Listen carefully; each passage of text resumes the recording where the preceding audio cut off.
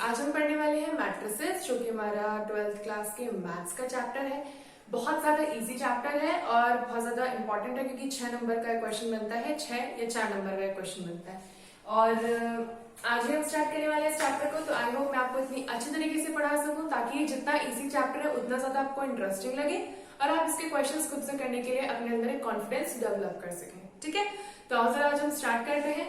Chapter का नाम क्या है? मैट्रिसेस। आज से पहले हमने इस वर्ड को कभी सुना भी नहीं है ना, लेकिन ये वर्ड आज सुन रहे हो। अगर आगे जाके आप हायर क्लासेस में अपनी आगे पढ़ाई करोगे, लाइक बीएससी करते हो या बीटेक करते हो, तो आप इसका यूज जरूर पाओगे। कहाँ? सिंपली मैथ्स नहीं आएगा, लेकिन एक हाई लेवल की मैथमेटिक्स में इस पूरा ये जो आप पढ़ोगे बेसिक की तरह काम करने वाला है, क्योंकि हाई लेवल मैथमेटिक्स में अलग अलग कॉन्सेप्ट लगेंगे।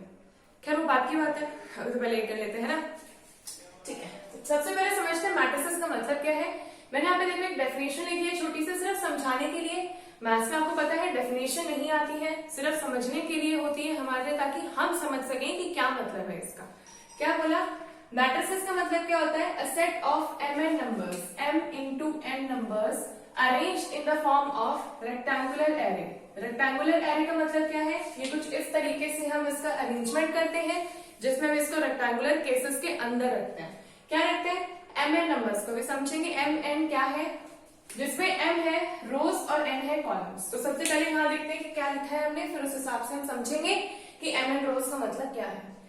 मैंने एक रेक्टेंगुलर बॉक्स बनाया है, उन रेक्टेंगुलर बॉक्सेस के अंदर मैंने अपने एलिमेंट्स रखे हैं। ये जितने भी नंबर्स होते हैं हम इनको नंबर्स ना बोल के क्या बोलते हैं? एलिमेंट। एलिमेंट रखे हैं। अब देखो ध्यान से हमने कैसे रखा।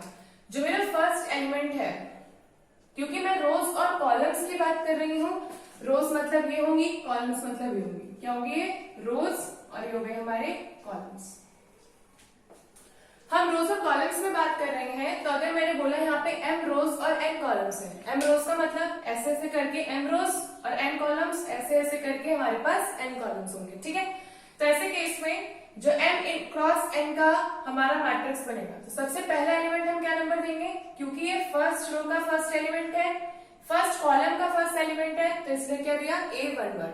ठीक है, सिमिलरली अगर मैं इस एलिमेंट को अपनी इसकी पोजीशन देना चाहूँ तो क्या दूंगी?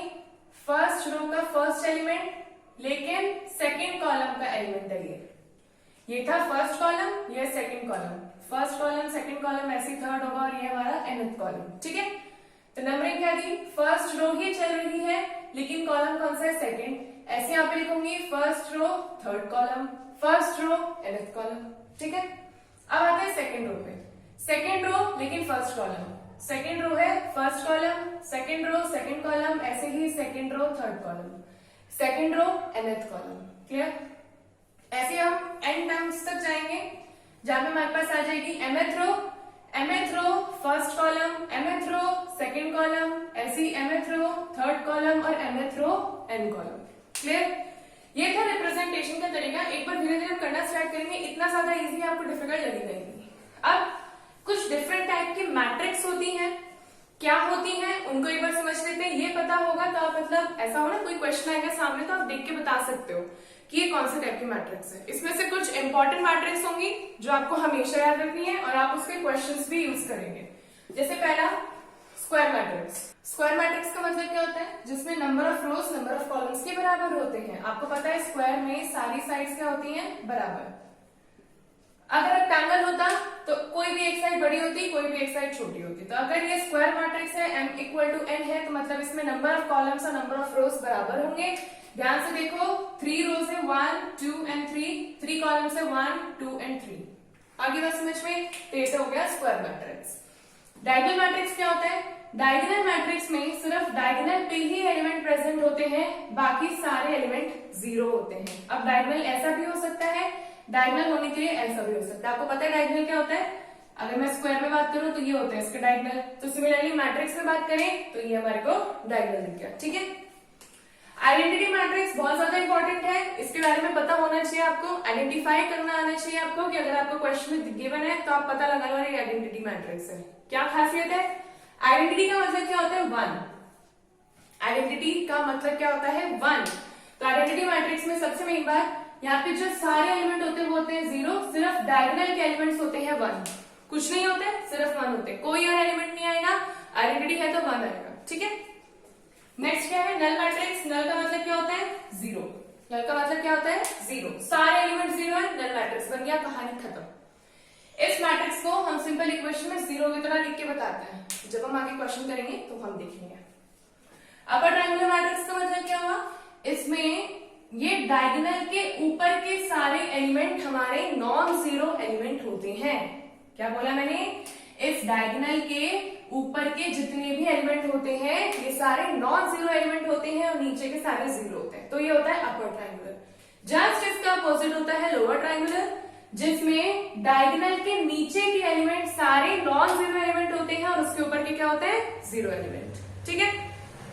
तो इतना सा क्लासिफिकेशन तो आपको समझ में आया होगा। एक बार आप इन सबको आइडेंटिफाई करना सीख जाओगे तो आगे क्वेश्चंस करना और ज्यादा आसान होगा। जब हमने देख लिया है कि मैट्रिसेस क्या होती हैं, मैट्रिसेस में कॉलम्स और रोज का कैसे काम करना है, तो अब हम देखते हैं एक एग्जाम्पल, जो कि मैं एक क्वेश्चन आपको कराऊंगी और एक आपने खुद करना है, ठीक है। तो ये होमवर्क होगा एक तरीके से, अब कर लेना खुद। तो पहले क्वेश्चन समझते हैं, फिर देखते हैं दूसरा कैसे होगा। क्या लिखा, कंस्ट्रक्ट अ 3x4। हमेशा याद रखो जब भी ऐसे लिखा हो 3x4 तो कंफ्यूज नहीं होना, कौन रो होगा कौन कॉलम, हमेशा याद रखना है पहला वाला रो दूसरा वाला कॉलम, बस इस चीज को दिमाग में बिठा के रख लो कि पहला वाला रो और दूसरा वाला क्या होगा, कॉलम, ठीक है। तो 3 रोज बोली है, मतलब 1, यहाँ पे 2 और यहाँ पे 3 रोज हमारे को दिख गई, ठीक है। 4 कॉलम मतलब 1 2 3 एंड 4, ये और ये। अब इसमें आपको एलिमेंट्स भरने हैं, किस तरीके से, ये एक रूल दिया, aij equal to i plus j. समझो इसे कैसे करना है। पहली पोजीशन पे आपको पता है a11 होता है, जिसमें i भी 1 है और j भी 1 है, ठीक है। तो 1 प्लस 1 कितना आ जाएगा यहाँ पे, 2, क्लियर। ऐसे देखो नेक्स्ट a12, i की वैल्यू 1, 2 की वैल्यू j की वैल्यू 2, तो कितना आ जाएगा, 2 प्लस 1 3।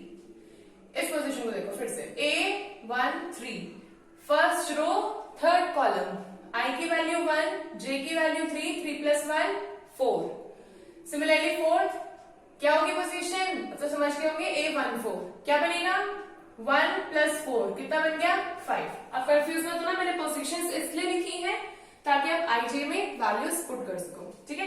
नेक्स्ट देखते हैं, ये क्या होगा, a21, तो 2 plus 1 3, a22 2 plus 2 4, a23 2 plus 3 5, a24 2 plus 4 6, clear.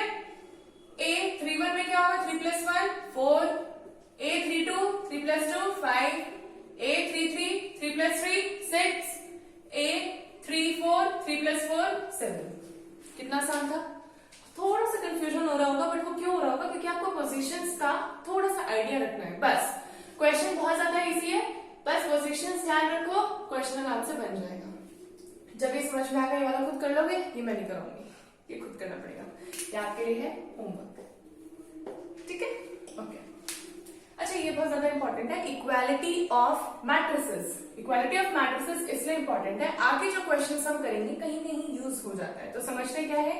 Equality of matrices के लिए एक रूल मैंने क्या लिखा है यहाँ पर, अगर आपके पास 2 मैट्रिक्स है, एक मैट्रिक्स है A जिसमें आप mn से रो एंड कॉलम बताते हो, एक मैट्रिक्स है B जिसमें RS है रो एंड कॉलम। क्या होगा, अगर आप बोल रहे हो कि A मैट्रिक्स B मैट्रिक्स के बराबर है, तो सबसे पहली बात आपको बतानी होगी कि नंबर ऑफ रोज दोनों में बराबर है, नंबर ऑफ कॉलम्स दोनों में बराबर है। अगर ये दोनों चीजें बराबर है तब ये दोनों एलिमेंट बराबर है, मतलब A11 पोजीशन का B11 पोजीशन में जो भी एलिमेंट हो दोनों बराबर रखेंगे, अगर A11 A मैट्रिक्स का एलिमेंट है और B11 B मैट्रिक्स का एलिमेंट है। क्लियर। कैसे इसको यहाँ अप्लाई कर रहे हैं देखते हैं। एक मैट्रिक्स गिवन है, left hand side and right hand side, हमसे क्वेश्चन पूछा है x y z w की वैल्यू बताओ। तो सबसे पहली बात देखो यहाँ पे, ये मैट्रिक्स कैसी है, 2 रोज एंड 2 कॉलम, मतलब 2 क्रॉस 2। ये मैट्रिक्स कैसी है, 2 रोज 2 कॉलम, मतलब नंबर ऑफ रोज बराबर है नंबर ऑफ कॉलम के, नंबर ऑफ रोज बराबर है नंबर ऑफ रोज के, यहाँ नंबर ऑफ कॉलम बराबर है नंबर ऑफ कॉलम के, मतलब दोनों मैट्रिक्स इक्वल तो दिख गई। अब क्या करना है, ये A11 पोजीशन पे जो एलिमेंट है ये बराबर होगा इस A11 पोजीशन के एलिमेंट के साथ, मतलब x minus y equal to -1। ऐसे ही A12 position is equal to A12, A21 position is equal to A21 here, and A22 is equal to A22. मेरे को 4 इक्वेशंस मिल गई। अब इन इक्वेशन से मैं एक्स वाई जेड की वैल्यू निकाल सकती हूँ। कैसे? सबसे पहले इसको यूज करती हूँ, 2x minus y equal to 0, मतलब 2x इक्वल टू कितना आ गया, y, मतलब y की वैल्यू 2x यहाँ पे रख देते हैं, तो x minus 2x equal to -1 कितना आ जाएगा, माइनस x इक्वल टू -1, तो यहाँ से x की वैल्यू कितनी आ गई, 1।